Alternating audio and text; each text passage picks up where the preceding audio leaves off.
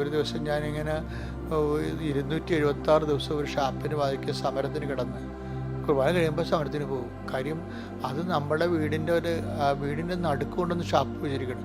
അപ്പോൾ ഒരു 5 കൊല്ലത്തിനുള്ളിൽ ആ വീട്ടുകാർ മുഴുവൻ കുടിയന്മാരാകും.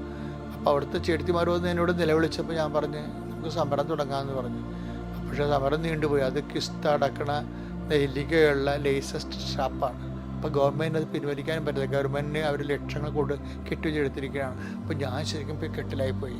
എനിക്കെതിരെ അവർക്ക് ഹൈക്കോടതി കേസ് കൊടുത്തു. എനിക്കെതിരെ അവർ നഷ്ടപരിഹാര കേസ് കൊടുത്തപ്പോൾ 80 ലക്ഷം രൂപ വരും കേസ്. അവർ വിജയിക്കാരൻ ഇത് കിസ്തടച്ച ഷാപ്പാണ്. അപ്പോൾ ഞാൻ നോക്കിയപ്പോൾ നിയമവും എൻ്റെ കൂടെ ഇല്ല. കുറച്ച് കഴിയുമ്പോൾ ഈ സമരം ചെയ്യുന്ന ജനങ്ങളും പോകുമ്പോൾ ഞാൻ ഒറ്റക്കായി പോകും. അപ്പോൾ ഞാനൊക്കെ കുർബാന ചൊല്ലിക്കൊണ്ട് പള്ളിത്തോട്ടിൽ എൻ്റെ സ്വന്തം ഇടവക ഞാൻ കൊച്ചുച്ചനായിരുന്നതാണ്. അപ്പോൾ ഞാൻ കുർബാന ചൊല്ലിക്കഴിഞ്ഞ് ഞാനിങ്ങനെ കുർബാന എടുത്തായിട്ട് ഓർക്കുകൊണ്ട് അപ്പോൾ എൻ്റെ കണ്ണ് നിറഞ്ഞു പോയി. ഞാൻ പറഞ്ഞു, കർത്താവേ, നിന്നെ കണ്ടുകൊണ്ട് ഞാൻ വന്നത്, ഇപ്പം നീ മാത്രമേ ഉള്ളൂ എന്ന് ഓർക്കണം.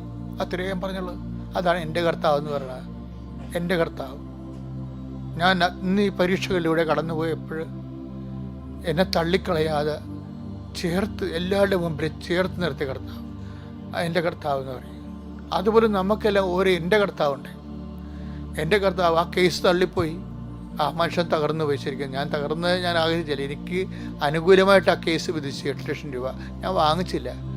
ഞാൻ പറഞ്ഞ് അത് സാരമില്ല, ഞങ്ങൾക്ക് പൈസയുടെ ആവശ്യമൊന്നുമില്ല, പൈസ അവരെടുത്തോട്ടെ